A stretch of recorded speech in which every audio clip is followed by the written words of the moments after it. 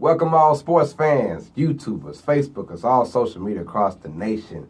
Uneducated Network right behind me. It presents Uneducated Sports Talk for Chris Lambert. Y'all know him, the star of Star Wars, Uneducated Star Wars Talk. That's right. I'm Carlos Clayton, and let's get into it, guys. So this is our first part one of our two-part. Yes, we have a two-part. Basically, Atlanta Falcons. Y'all know him with the hat. He's a big Atlanta Falcons fan. We had this preview. Matter of fact, so guess what? I'll put that in the link below whenever it comes out. So check that out, you guys. But this is our part one of the Saints versus the Falcons preview, and man, it's gonna be a good one. I've been looking forward to it. That's right. Who would have thought? Before we really get into it, who would have thought? The Saints. We knew the Falcons. We knew the Falcons were going to be in the NFC somewhere. Yeah. You know, it's tough to be on top, number one, every single year. So you knew that it wasn't a guarantee you guys would be the best team in the NFC, but it was a guarantee for me that you guys will be in the thick of things. And that's where you are. But who would have thought that the New Orleans Saints went from second worst to first? Right. But it's been a pattern. 3 straight years, 7-9, and you just figured they didn't make any big drastic changes outside of drafting and free agency. And from the Saints' perspective, that's been boom or bust. Yeah. And lately it's been bust for us. So you just figured the same old thing. Well, no. Time to change now. The Saints actually like they're a playoff contender, just like the Falcons. Yeah, had a big draft with your boy Lattimore. He's been big for y'all this year. Yes. Big for y'all. It's fun because they're saying that with Lattimore being injured, now I don't know if the defensive player, rookie of the year is going to him now just because he's missed like 3 games, but we can potentially have defensive and offensive rookie on the squad. Yeah, because of Kamara. But although the Falcons did lose against the Minnesota Vikings, they are still a top team to contend with. Yeah, I mean Minnesota arguably could be not just the best defense, but probably the best team with Case Keenum.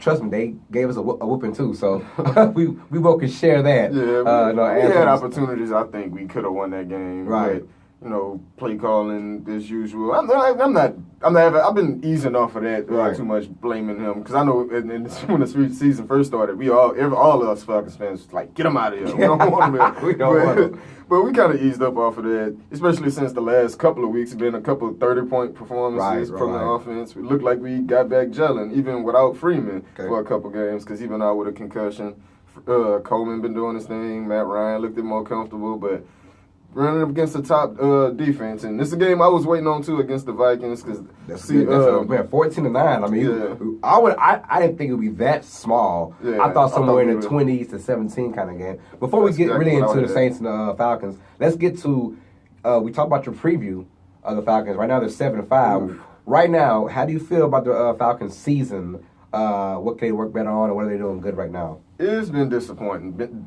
because every team I feel like we've lost to, they've been able to do exactly what they want to do to beat us, and we've just been letting it happen. Okay. You know what I mean? Every team I forgot, I think we 14th against the run, which not terrible, but that's not elite. That's not going to win you ball games. And teams just been able to run the ball against us, shorten our time with the ball, and then we've been having our miscues on offense, so we giving them the ball right back, and so we just haven't been able to stay on the field. The team's been able to gas our defense, and I'm not going to say they gas because we have been underperforming on defense as well. With not being able to stop the run, I feel like we should be a little bit more physical, especially our linebackers. Like, they're fast, they're good in coverage, but they're not as physical sometimes, and I think maybe that's our second-round draft pick. He's been out for a couple games, so maybe that might have a lot to do with it in the last couple of weeks. I forget the boy from LSU. I forget his name. Is that Leonard Fournette? I mean, talking linebackers. I'm sorry. Riley. I don't know why. I thought LSU was like, hold on, I thought we were talking linebackers. Riley. So he's been out the last couple of weeks, so maybe that might have a lot to do with it. Deion Jones, though, he's not as physical as I was like, but he's fast. He's real good in coverage. We knew that. So, you take the flaws, and you take the pros sometimes. So that's just what I think is our struggles on defense, is being a little bit more physical to be able to stop the run. So we can get that up together. And I know it's not going to happen in the next couple of days to stop y'all. And good God, we got a task against y'all. Y'all one of the best running teams in the league. Might be the best running team in the league. The best right now. So, it feels like it. Maybe not by yards, but I know yards per carry. We are number one. Good God. Saints preview. Look, way better. If you guys saw my preview for the Saints, of course I had my 32 for 32 before the season started. I predicted the Saints to go 7-9, 8-8, one of those two. And it would not have shocked me. 8-8, I'd say, you know what, that was a good year. But I was already past that 8-win mark already by hitting 9. The one thing I always said was the defense. And one thing that has been not really said, the one free agency we got, no one's even talking about. Manti Te'o. No one talks about him. Yes, A.J. Klein has been doing this thing. I like A.J. Klein. Physical linebacker, I was just talking about. But Manti is way more physical than I thought he was. Even in Notre Dame, he looked physical best college.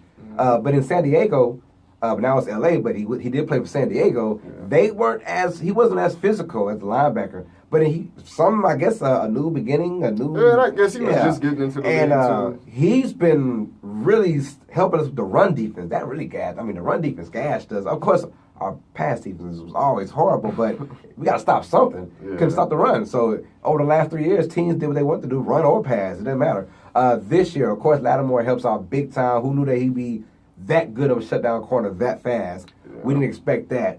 But we got to stop the run, though. And we've been doing that. We've been doing decent. And I've always said, you give Drew Brees a top 20 defense. He doesn't know, because we've been 30, 31, 32 for the longest time. Like the worst NFL defense forever. We can't do nothing about that. So, even though Drew throws 5,000 yards, 40 touchdowns, we're still losing 9 games because the defense is that bad. Now it's getting to the point where we don't put as much emphasis on Drew Brees.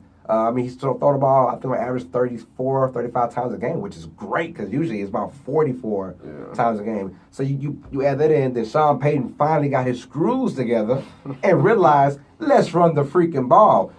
So he thought about that by bringing Adrian Peterson in. We all knew about that, him going to Arizona, because we just figured it wouldn't fit out. But who would have knew that Kamara would have been that good, that fast? 3rd round pick from Tennessee. Didn't even start for Tennessee. He was the second man. He was the 3rd down back. So, one, he's fresh. Ground and pound. He isn't getting the Leonard Fournette treatment, the Mark Ingram treatment when they were in the college, getting pounded all the time. Yeah. Even Christian McCaffrey, who didn't get pounded a lot, but used a lot of mileage. He used a lot of mileage in those 3 years he played in Stanford. So he used a lot of mileage. Kamara didn't see the field as much. But every time he got the ball in Tennessee, I don't know why scouts missed this, or that's probably why Tennessee is firing everybody and can't get it because they didn't know how to use their players. Yeah. Kamara's on Tennessee, and he was, he's getting like 8 yards a carry. Oh, I'm sorry. He's doing the same thing in the NFL. Sometimes it just takes that right system and that right opportunity. Right. And you get that shine. Well, Sean Payton wanted to use Kamara just for passing routes. Yeah. When he got him, he said, I didn't want to see nobody run. I just want to see his passing route, his passing tree route. And he looked excellent. He said, I got to get this kid. But they thought he'd be a 2nd round pick. So when they got my boy from Utah, the safety, Williams, in the 2nd round, he's like, well, there goes Kamara. But then there's a reason why the Saints went up and got Kamara. And I was like, who's this cat going up for? He's fast, but, the highlights didn't do him justice. We see he's physical, and he can run in between the tackles. That makes him special. Breaks tackles. He breaks tackles. He put baby oil on his skin. But anyways, about that, we always knew the offense coming to play. But the running game, they finally did it the way I thought they should have been doing it for the last 3 years. If you want your defense to stay off the field, run the ball. Run the ball more. So that I've been very proud of. 9-3 Saints versus the 7-5 Falcons going to a Thursday night game. Not what I thought. At least. But it's still above 5. And guess what? You guys, consider yourself. I'm not gonna say lucky, but hey, man, consider yourself still in there. Y'all know we still in there. With Seattle beating the Eagles. Yes. I wasn't expecting that over this weekend. I did. Even lost my show. I picked Seattle to win. I only lost one game. Like in my predictions for this week 13, I lost one game. And that was Houston and Tennessee. So I'm very proud of myself. You're a sportsman. Why are you a sportsman? But I did pick Seattle to beat Philadelphia. I figured, it's Russell Wilson. So that knocked us out of the wild card spot, because when we beat Seattle, we knocked them out and put us in. Mm-hmm. But with us losing against the Vikings and them Seattle beating the Eagles, that put them back in the wild card. So I think it's Carolina and Seattle right now. But hopefully we can get a win against y'all, get back on this. Right now, it is the playoffs for us. The last couple weeks for me, for everybody, like, it's been the playoffs. Can you imagine that there could be a couple 10-win teams that don't make the playoffs? Don't even make the playoffs. That's crazy. It could be a couple 10-win teams that don't even make the playoffs. That's how good this NFC is stacking up right now. Yep. And you wonder why Tom Brady keeps going to the Super Bowl, right? this is a whack AFC. Well, maybe Big Ben can get it together. That's it, though. It's either Ben, the Ravens. And we never believe in the Chiefs. And never believe in the Chiefs, right? Good God. So right now they're 6-6 and winning their division, or tied for first. So that just tell you how the AFC is going. But NFC, you could be 10 wins, and God forbid, maybe one 11-win team could be out. Or 11-win could be 6 seed in the SmackDown the wild card round. So that'd be crazy. This tells you Saints versus Falcons Thursday night. This is probably the best. When you talk about what's up for grabs, best Thursday night matchup of the season so far. And so far, I mean, I can't really think of a Thursday night matchup that's been that good. With the and maybe we got some personal feelings. Yeah, of course we do. Of course. I mean, if you guys know another game, let us know. Which one was better right now. I can't think of the Thursday night games that happened, but let us know. Anyways, Falcons and the Saints, Thursday night football. It's going to be off the charts. It's in Atlanta. Falcons 7-5, Saints are 9-3, and here we go. What are the keys Atlanta has to do to defeat this hot New Orleans Saints team who's won 9 of the last 10 games? Gotta get them off the field. Gotta somehow find a way to stop the run. Gotta stop the bleeding somehow. And it might not be the best decision to make Drew Brees beat you, but we've beaten the Saints that way through that formula before. So make them force them to throw the ball. Get our pass rushers back there. Get Vic Beasley. Tack McKinley. He's been doing excellent this season. Maybe Adrian Claiborne could break off a couple more sacks. He had a big game against the Cowboys. Not to say y'all offensive line is the Cowboys' backup. Like 12 sacks in that game? God. Something like that. So maybe that's what I think we have to do. We have to stop the run, make Drew Brees get in them long yardage situations so we can just tee off with our pass rushers. And I think our secondary is pretty good. Yeah, they are. So I don't quote me on that because I don't know if Trufant coming back. I was just about to say, I was just about to ask if Trufant is back. But we didn't see y'all without him last year. Right, so. There you go. Yeah, no, that's true. Maybe we'll work without him. And we cut Collins, another LSU player. Mm-hmm. So the secondary depth might be something to look at within this game. So so it might not be the best decision to force Drew Brees to beat us. I was gonna say, but I still take that over letting y'all run the ball down our throat all throughout the game and not giving us the ball at all. So I will take that. Making Drew Brees. My thing is to stop the Saints. If I'm a Falcons guy, you gotta have, like you said, second and long, third and long. Yeah, all day. And the thing I like about the Saints is sometimes they can get cute. They can get cute. Oh, that Sean Payton, he can get cute. I have one instance last week against the Panthers. We had a 2nd and 1 in the fourth quarter about 7 minutes ago. You want to eat up clock. Eat it up. We're on our own field, like our own 15. 2nd and 1 is obviously run the ball. Get another fresh clock. No, they go play action, and what happens? You get sacked, lose 10 yards. So they can get cute on that kind of way. So I think you put them down a 2nd and 8. It's not getting cute. Maybe it's a little stand aggressive. It's getting cute. That's getting cute. Sometimes you want to stay aggressive. I understand. Carolina, maybe sometimes in that game, looked like they could have came back. And those are reason why right there. Well, maybe getting too cute. You want to put my thing at the same. And you don't get it, and they get the ball back. Now don't get me wrong. If they get the first down, everyone's like, it's great. It's great. But I'm like, I don't like that. Just run it for the first down, and then you can, start over with a fresh mentality. But my mindset is 2nd and 8, 3rd and 8. You make them get cute, make them pass the ball. Now it's obvious down, and then you're like you said, the Claibornes and the Beasleys of the world can come at Drew Brees. And of course, you have the crowd on your side. Yes. The crowd's gonna be intense. Yes. They're ready for it. Yes. Both sides, because Saints. Our first time in this dome playing against the Saints, so I expect the crowd to be. I wanted us to play you guys. Even with a lot of Saints fans too. I know they don't mind traveling. Saints come traveling. Same thing with the Falcons. Especially right there. Falcons come travel to New Orleans all the time. Trust me, I went to a game in New Orleans against the Falcons about 4 years ago. It was bananas. You'd be surprised how many visiting people there are, the fans. It's crazy. I was sitting next to like 6 of them. I'm like, oh my God, bro. Anyways, what's your key matchup in the game? Like, what's the matchup you mostly want to keen in on? But this is the thing. What separates the Falcons linebacker core from most is that they do well in pass coverage because it's so fast.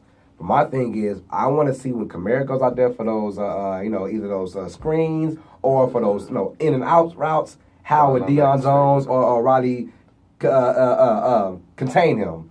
Because I've seen him make slow guys look ridiculously stupid, make fast guys look semi-stupid. I mean, against Luke Kuechly in the best linebacking core you think in the NFL, Thomas Davis, Luke Kuechly. We don't have a Luke Kuechly. And they made him look, and even Shaq Thompson, Kamara made him look silly. Yeah. And even Luke Kuechly himself said, he's special.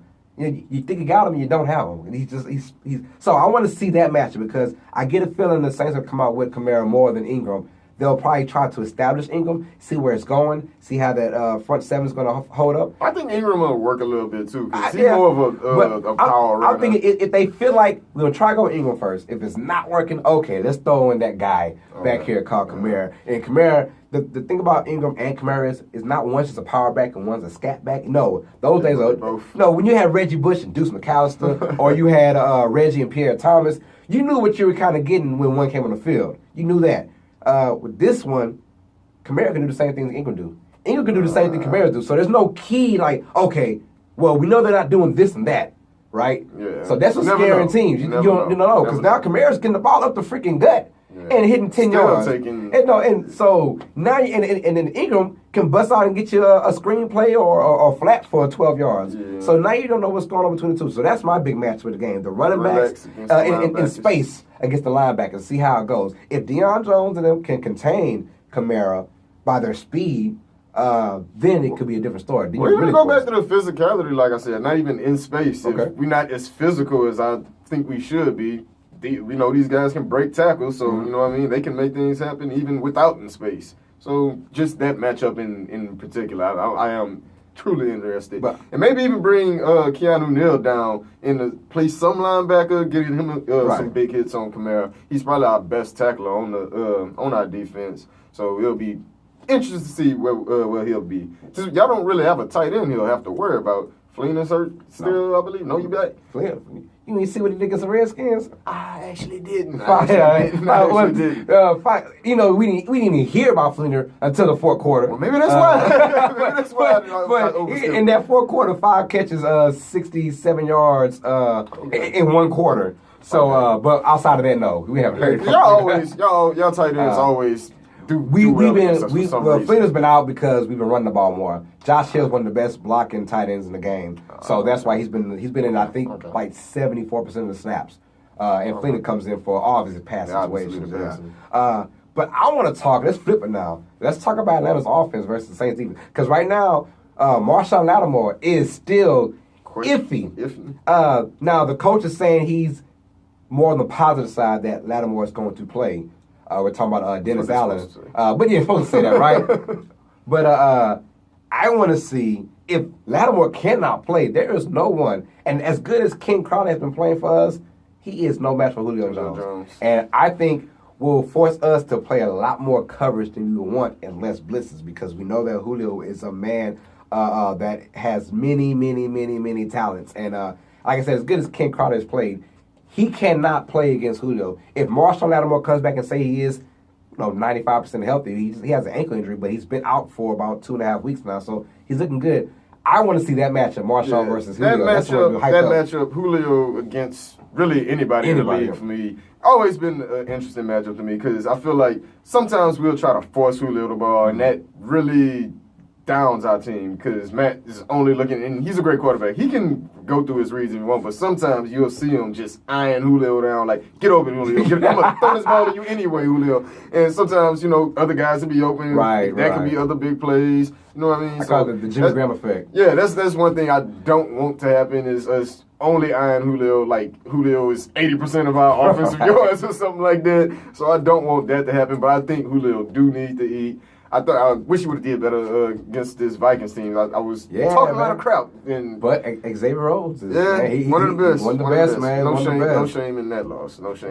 Xavier Rhodes is good. But if Lattimore is out, even if Lattimore plays, I don't expect them to leave just one guy on Julio. I expect him probably to be blanketed across probably all throughout the game, and maybe open it up for a lot of the other guys, Sanu, Gabriel, that new fast guy, Marvin Hill. I really like him. Okay, yeah, I saw him a few times. Yeah, I really like him. Made it off the practice squad and elevated. And that's like I said earlier with that opportunity. And I got Sanu in my fantasy, so Sanu better. Sanu, he's iffy. Maybe he throw another touchdown. he make it at least a touchdown. That's why I'm on fantasy. Let's go fantasy. Yeah. But okay, yeah. If Lattimore is there, I'm interested to see if they decide, you know what, Lattimore, play Julio 1-on-1. And if they do, I wonder how it will go down. I want to see that too. I really want to see that because if you got that much confidence and it coming from an ankle injury too, to throw in Lattimore 1-on-1 against Julio, I think they'll do it early to see how it goes. Yeah. Obviously, if he gets burnt a few times, and that's a wrap. Yeah. Let's go more coverage. But I think a healthy Lattimore, he is proven to me because I saw him in Ohio State. I thought he was small. I was like, this little 5'8" guy. And then I see him I must have been the jerseys because then I see him in Saints jersey. I'm like, yo, this dude big. Like, this dude is big. And I didn't know he was that big, but I guess the jersey colors just made me think he was small. No, and I'm like, okay, he's just that freaking good. But off ankle injury against Julio Jones, and then of course, even with him coming off an ankle injury, I don't expect him to be 1-on-1 against Julio unless he's really just that good. But you know what I mean? I don't expect him to throw anybody to the wolves like that. Carolina tried it one year. And you know what happened with that. Right. So, I think AJ Klein being back kind of helps us stop the run. Hopefully. He was out for about a game and a half, and then we looked bad against the Redskins, and we looked bad against, I forgot who we played before that, but they kind of ate us up on the run. But AJ Klein came back against a good Carolina's run team, and we shut the run down. So, you know, AJ Klein's a big difference. So, I'm not too worried about Devontae Freeman and Coleman. Yeah, and hopefully left guard Levitri. Yeah, left guard Levitri. Hopefully he come back because I know he did exit that Vikings game. And anybody knows, if you know anything, the offensive line plays a huge part in any offensive scheme, anything you want to do offensive. If your offensive line not right, if they can't protect your quarterback or open holes or semi-open holes, because some guys don't even need a complete hole to make something happen. But if your line can't even do a halfway hole, you know what I mean, nothing's going to work. Nothing's going to work, especially if you can't run the ball and you force the pass. That just that plays right into their hands. I want to talk about Matt Ryan for a second. Last year's MVP. He's been killing me on fantasy. Out of my 3 fantasies, I have him as one of my ESPN fantasy. What is going on with him? Is it the coaching change from Shanahan to San Fran, or one of the things, he's just not comfortable in whatever we're doing. I can't tell you truly what we're doing because I'm not in those office meetings and I don't know the playbook and everything. But it looked like we're trying to do some stuff similar to what Kyle Shanahan was doing. But I don't think we have the wits to do it. Maybe when Kyle Shanahan would do it. You know what I mean? Like, Kyle Shanahan obviously was a great offensive coordinator. Yeah. One of the best. He's been doing that specific job for maybe like 10 years. So he's been working on all his life. His dad's coach. So exactly. So he knows football. He's been doing that all his life to perfect that craft to get him to that Super Bowl moment. Right. And we came up a little short. And you know, Sarkisian is not gonna just replace that. No, you're right. You know what I mean? So maybe that's what it is. Him trying to be a little bit of Kyle Shanahan, and maybe Matt knows some stuff. We shouldn't be doing this and get a little happy feet. Because Matt does get a little happy feet. Because Lord knows when we had a bad offensive line, he took such a beating those years. So he knows when he got to get the ball out fast. And, you know what I mean? To avoid him getting hurt, got to get the ball out fast. And sometimes that's to our detriment. But, you know, you take what you get because he does more positive than negative. You know what I mean? If we can just protect them, I trust Matt Ryan with this franchise. Yeah, if you protect them, I mean, you protect any good quarterback like Matt Ryan himself, they're going to make things happen. So that's probably more what's going on. The O-line has been kind of shaky this year as well. Like I say, Levitri is a big part, because that interior, people tend to take advantage of that. Send people blitzing right up that interior, knowing that that's our specialty. That AJ Klein special, I call it. He just goes in that freaking middle and just like he had like 4 sacks this year just by going into the middle. I don't know how he does it, but he times it so perfect. But with that being said, I do like what we're doing with Drew Brees. Like I said, he hasn't thrown the ball as much at all this year. and that's less wear and tear on his arm. 40-point games. I'm saying Drew Brees didn't throw a touchdown. I was like, what is going on? Like even this game against Carolina, like they're using those chances in those red zones. We're play action and trying to throw it. But now we're like actually trying to run the ball, and I respect that from Sean. Maybe Sean knew his job was on the line this year for real. Yeah. And fighting so well. I don't want him. I'll take him as offensive coordinator. He's not going to be nobody's the enemy right now. He's not going to be nobody's OC, man. He going, but we already knew. You let Sean Payton go. I mean, there's 12 teams on his front door still. I know. So I'm like, why get rid of him when he's probably the best we are going to have anyway? So I'm like, don't even get rid of him. If I know it's 3-7. Get rid of him for who? Yeah, right for who? Like who will come in and just change his culture up, right? Then Drew Brees might retire on us. You know, I'm done with this, man. Hey, come back. Come back. I don't know. It's going to be a good game. And I'm excited about this. I want to say the test, but I think every game now, especially in the because do you guys have any teams left in the AFC East? AFC East, no. We played everybody, okay. Almost lost to almost everybody. Oh, man. What a season we had. Oh, bro. Hey. Y'all beat the Jets, though. That's beat cool. the Jets. Y'all lost to the Bills. Shout out to New York. Dolphins. And, that's the Dolphins? Yeah, we lost to the Dolphins. And praise, bro. Shoot, we lost to the Pats. Way. But, all right, so basically our remaining schedule is we meet Falcons and the Saints. Y'all twice. Yep, Carolina again, which is another big one for us. Tampa Bay again. I'm trying to think. I think we have another non-divisional game. I can't think of it at the second. I know we got y'all twice, Carolina again, Tampa Bay again.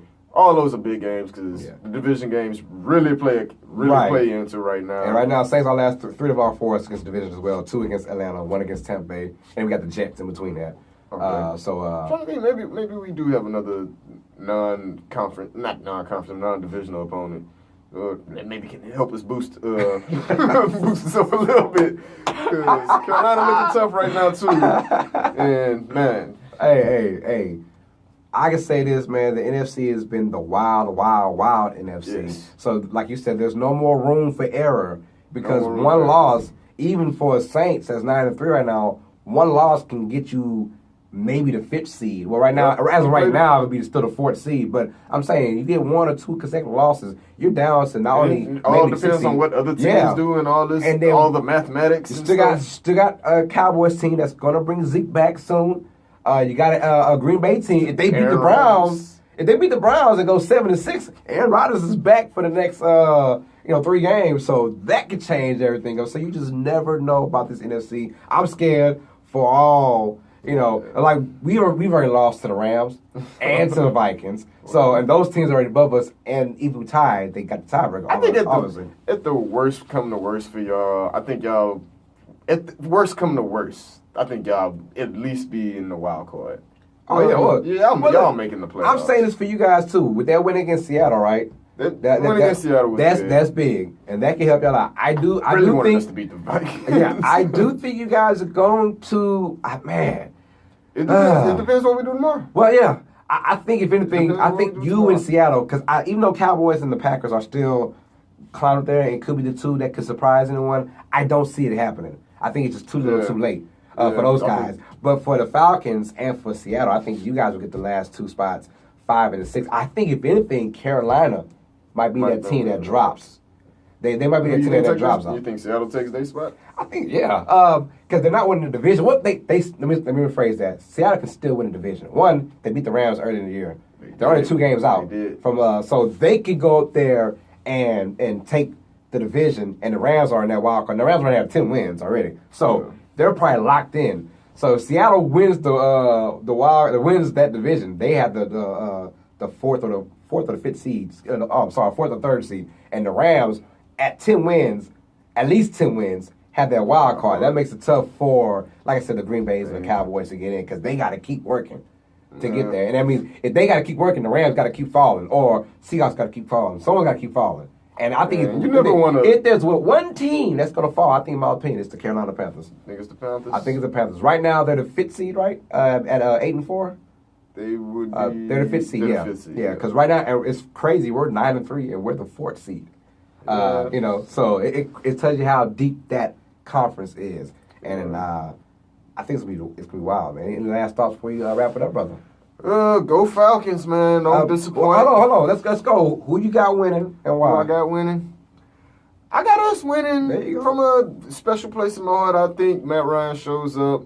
And, man, I've been saying this for the last couple weeks, though. But I think Matt Ryan shows up against the Saints. And because he knows this is a big game. He knows basically the season is on the line right here. Right. And we take another loss. I think we can count. We'll be watching the playoffs from our homes. You never know. You never know. You never know, but you never want to. You want to have your playoff run in your hands. You don't never want to have to depend on other people's losses and stuff. You want to drive that force yourself. And maybe that's me just not wanting to have to depend on other people, right? But because we could mathematically make it in, but I think if we lose to the Saints, I think that's a testament to a team that's not ready for the playoffs. We've lost to playoff teams basically all this season, so that's a testament to that. And I kind of don't want to see my boy Matt Ryan just get in the playoffs and take a loss. He's had that stigma on him. The way it's going, y'all going on the road. Exactly. But we actually played pretty well on the road this year, but never want to rely on that. So I actually think we'll win maybe by 3. I have it 20-17. It's gonna be a nice slugfest. How the Saints and Falcons always is. Any divisional game really is, and I think it comes down to a missed opportunity. And this one I'm actually going with the Falcons myself. I think the Falcons take care of business at home. This is a must win. Must win. And I always say the more desperate team you will see it come out of them. Either they want it or they don't want it. And they got to have it. I think Atlanta wins, like you said. I go with about a 3-point game. I'm going more of the 27-24 route because, I think that it's just a classic Atlanta versus New Orleans game. I think the Saints take it on December 24th when they're at home. But for this particular game, Atlanta needs to. We'll talk about that our next one. So he's got the Falcons. I got Falcons in this game. But I still got the Saints winning the division. So let's go, man. But anyways, that's another day. Watch out for part 2. We'll talk about it before the December 24th game, so be on the lookout for that, you guys. Please, before we wrap this up, like and subscribe to Uneducated Network, where you see my show, Uneducated Sports Talk. See his show. Uneducated Star Wars Talk. That's be right. Looking for my Last Jedi predictions that'll be coming in the next couple days. Only a couple days to the Last Jedi. I know this ain't Star Wars Talk, but y'all excited too. Get excited with me. Hey, and I'll be giving my recap for Week 13 tonight, so be on the lookout for that. So, for Chris Lambert, I'm your boy, College Clayton. Uneducated Network presents Uneducated Sports Talk. You guys know what time it is, man. Stay smart, stay uneducated. Peace.